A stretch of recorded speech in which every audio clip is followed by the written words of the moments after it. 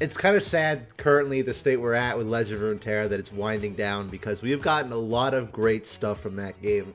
A lot of awesome characters, expansions on a lot of characters who didn't get attention that they did before. And of course, there's a lot of redesigns we've gotten of all the champions like Yi, Morgana's not even that old, but you know, Zillion, all those characters. But one thing that I think has helped as well has been expanding the world of Runeterra. We've been introduced to a lot of brand new characters, and that has inspired, I think, a lot of other parts of the League mythos to do that as well. So now we've gotten exclusive characters in TFT. We've gotten exclusive characters in any of the Riot Forge games, rest in peace. I think there are plenty of characters that deserve to become official champions in League itself. So I feel like they have the potential with characters that people already know. You know, it worked for Yone and Kais as much as I hate them. Adding known characters helps a lot with publicity, and that's why Mbessa is getting a lot of hype. So I've assembled a list today of 10. 15's kind of a tie, so we'll get through that. That's the wrong one. Silco's kind of obvious, and I put him together with good old Karina Veraza, because Renata kind of took their place. You probably could do something a bit more interesting with Karina, and she has a lot more story relevance, being kind of the arch nemesis of Caitlyn.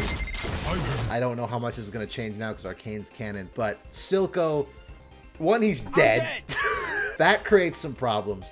But also, Renata, I think any kind of moveset Silco could have had, Renata has it already. So I think it's best to leave him as his own character from Arcane and leave him with that. And staying within Piltover, this is one I've talked about before that I would like to see because I think the idea is funny. The T-Hex, I don't think this would ever really work. They made it its own character model in TFT, but Heimerdinger making a robotic dinosaur, you know, I'm a dinosaur guy. I love me some dinosaurs. That's it. That's all I got for T-Hex though. So how crazy is it that after this video was recorded, Wild Rift suddenly announced that T-Hex was in the game?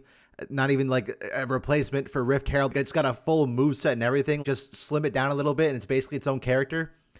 Riot, please make him an official character, I beg you. Dinosaur. Honorable mention number 4, I guess, because Karina and no. Yes, 4. Number 4. This is also one that just aesthetically I think would be very, very funny. I don't know how they make it work, however. Shark, Pog.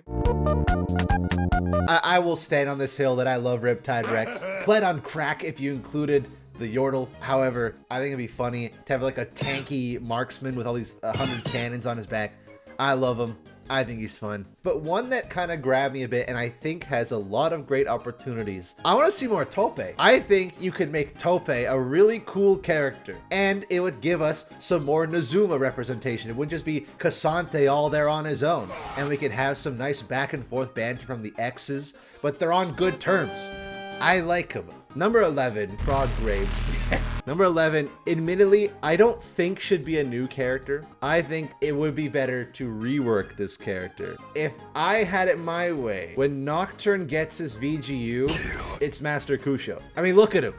He looks like Nocturne. He's got the same arm blades and everything. So I think if you're gonna eventually get around to reworking Nocturne, incorporating him into the story as the corrupted shadow magic being, would not only add some more lore connections to Jin and Zed and Shen, but also would differentiate Nocturne from Fiddlesticks. Those are all my honorable mentions. These other ones are a bit more realistic. Not all of them, but I think they make a bit more sense. To number 10, on the actual top 10 here I have. This is one that you've seen time and time again. From a base standpoint, they couldn't be that interesting. However, there is a cool twist on them that I think makes them more interesting. And to me, that's Cythria. No, it's not. I have no idea what the hell I was thinking. It's Wisteria. She's the obvious Demacian pick here. Bring her back to life. I don't care. But on from traditional Demacian, you know what's another one we haven't gotten in a while? We haven't gotten a traditional Noxian. An actual Noxian champion. And to me, I like Captain Farron. I think he's badass. This giant Zaunite mutated creature that joined the Noxian military. And with a ball and chain. That's the kind of weapon type we don't have in League. And Farron appeared in that cinematic with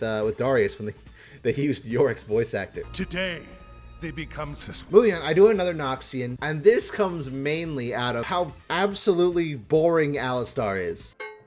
Broadmane caught my eye immediately. I love this guy. And I love seeing this side of Noxus, this kind of diplomatic, don't worry, my friend, we're not here to hurt you, we're here to help you. Because he's a Minotaur. Noxus literally just went up to the Minotaur's doorstep, enslaved them if they didn't join the Empire. And it's just a really fun design. Number 7 is one that has been brought up many a times, especially by Necrit. Von Yip, this super smart cat in a robot suit. Put him as a bot lane marksman, and we can have Von Yip and Yumi, the literal cat bot lane. I think that would be hilarious. And speaking of small creature, this is a newer one. He's grown on me a lot. And the more I thought about it, Coffee is the only tank Yordle. And I kind of love Kubuko now. I wasn't overly fond of him at the start, but he has grown on me. This kind of jolly old man tank Yordle. He's grown on me a lot. I have not been having a lot of fun with this new TFT set. I gotta be honest. The beauty about this one is that they already have a character model for him. So that's quite a big hurdle already finished. All right, and this next one, I know I just said we don't have official art for it, and it's ironic because it's also a Freljordian champion, but I'll be satisfied with either one. I really think the Iron Boar or the Seal Sister needs to be a champion by now. We've had them teased for so long. Come on, make it happen. Give us some more demigods. Here's my argument for Seal Sister inclusion, because this would be her walk cycle. Tell me you don't want this. Tell me you do not want a champion run around the rift like this. You can't. It would be too perfect. Number 4 here. I know that Mbessa is coming to the game, and that probably implies she's going to have a much higher screen presence in Season 2. But for my money, if I had to pick an arcane champion, I feel like she got robbed a little bit here. Sevika's such a badass with the laser sword. She's got a fun personality. I think Sevika's just awesome. I like Mbessa. I'm excited to see her come to the game. Don't get me wrong about that. But if I had to choose, it probably would have been Sevika. Either way, getting Mbessa or Sevika, we get a badass buff woman. So, number 3, Zelani needs to be here, please. I feel like she's so important to the universe and the mythos of Runeterra itself, that her not being a character above any of the other Darkin, like I love Jural, you know, ball cuts. I think if you're gonna pick a Darkin with the most narrative importance, it should be Zelani, because if you added her in, she could be like Renata, like a kind of twisted support, where she uses blood magic to heal her own team. And that way you can have Aatrox top, Kayn jungle, Nefiri mid, Varus bot, Zelani support, bada bing. Full Darkin team comp right then and there. On to number 2. I know I mentioned that there are 4 Legends of Runeterra exclusive champions now, and probably no more afterwards. Obviously, we can't do Elder Dragon because it's already an NPC in League of Legends itself. And Poro King would be funny, but Poro King is not actually canon in the way that we know it. Poro King is just like the figment of Ingvar's, is a child, their imagination. So Poro King's not actually a canon character. And Nora is good too, but for my money, there is no LOR exclusive champion that gets me more hype than Jack. I love this guy. My boat, my rules. I'm Scottish. This kingpin mob boss guy, I love him.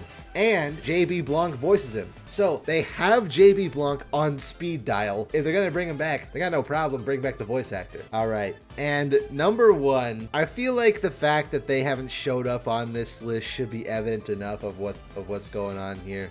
I think you guys are going to be able to guess it no problem. You know, I could have put Chip on here, but for me, Chip has to be part of the Malphite ASU. But now we know that Malphite is getting an ASU. We know that for guaranteed. And if Chip is not in it, I riot. But for their own champion, to me, at this state in League's mythos, it has to be Lechos. It has to be. I cannot believe, after everything that's happened now, that he's not a champion yet. He's gotten so much more spotlight now because he's in that short. Everyone knows what he looks like. Everyone knows about Lejos. He has one of the most heart-wrenching stories.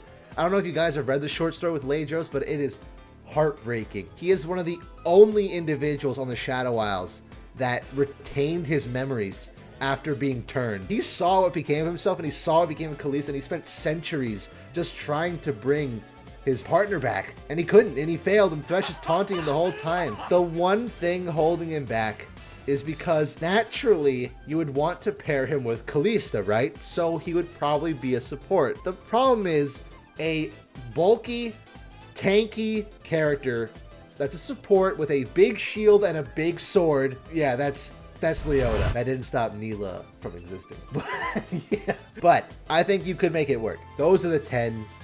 That's what I got.